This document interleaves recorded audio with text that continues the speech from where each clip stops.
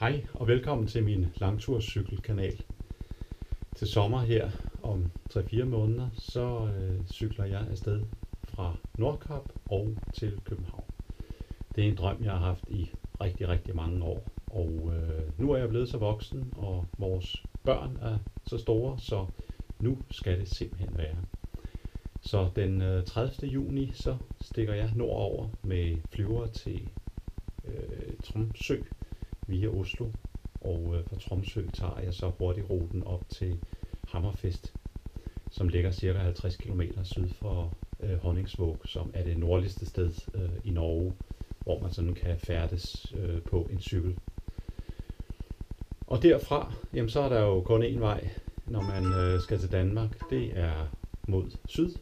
Så jeg sætter kursen mod syd via Alta over til Tromsø igen, og så vil jeg gerne cykle langs vestkysten af Norge.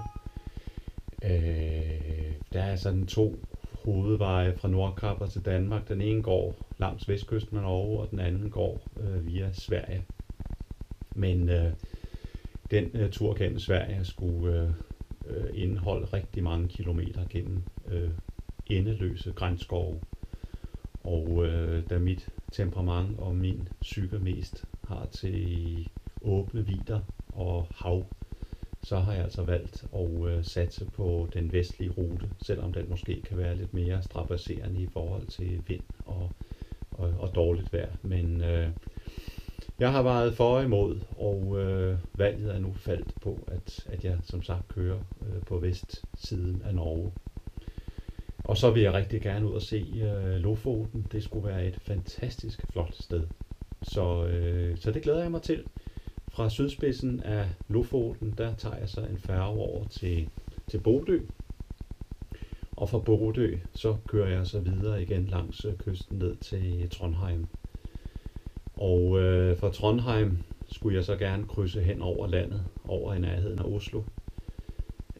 Det er en tur på 500-600 km, men den skulle indeholde rimelig mange højdemeter, fordi man skal op over sådan den centrale del af Norge.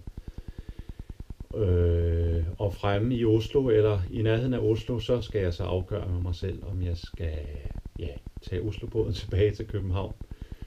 Eller der er jo også mulighed for at tage en færge over til Frederikshavn, og så cykle ned gennem Jylland og hjem den vej fra.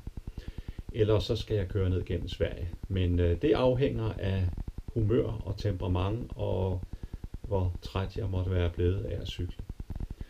Så det er simpelthen planen. Jeg har første arbejdsdag igen den 22. august, så det er ligesom deadline for, hvornår jeg skal være hjemme.